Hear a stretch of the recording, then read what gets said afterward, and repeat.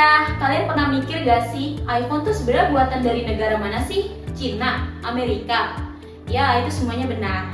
Nah, aku di sini udah ada narasumber nih. Ada Kak Zahwa dan Kak Nurul. Hai. Oke, kita langsung ke intinya aja ya. Boleh dong dijelasin kenapa sih Apple ini milih produksi di banyak negara? Oke, ya jadi Apple tuh nyebar produksinya chip dari Taiwan, layar dari Korea, terus geraknya itu tuh di Cina. Itu semua karena alasan strategisnya lebih hemat biaya lah, bisa manfaatin teknologi dari tiap negaranya masing-masing. Kayak bikin prosesnya tuh lebih efisien, gitu sih. Wah, menarik juga ya.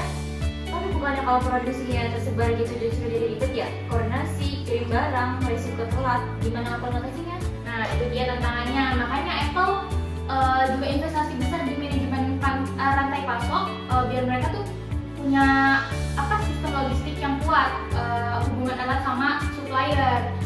Jadi kalau misalnya kompleks juga bisa tetap jalan lancar, gitu sih. Oke, next.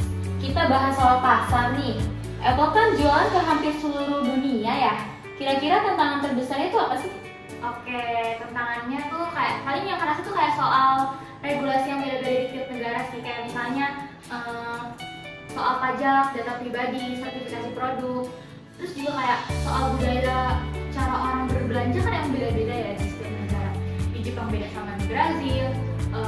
Dan satu lagi persaingan sama merek lokal yang harganya lebih murah dengan Apple. Waduh, kalau tantangan sebanyak itu, gimana Apple bisa tetap buat di pasar global? Oke, tenang aja, mereka tuh punya tim riset pasar yang solid. Jadi setiap strategi tiap negara tuh emang berbeda-beda. Jadi Apple juga kerjasama dengan perusahaan lokal dan bikin keputusan bisnis sesuai pasar tersebut. Oke, kita lanjut ya. Oke.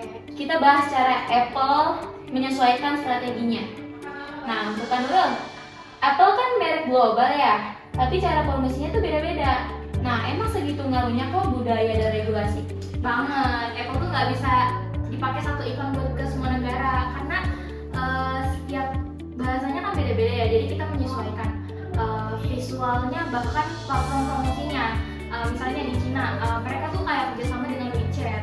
Terus di India, mereka tuh ngejual iPhone versi lama tapi yang lebih murah gitu loh. Dan buka toko resmi untuk bangun kepercayaan. Gitu sih.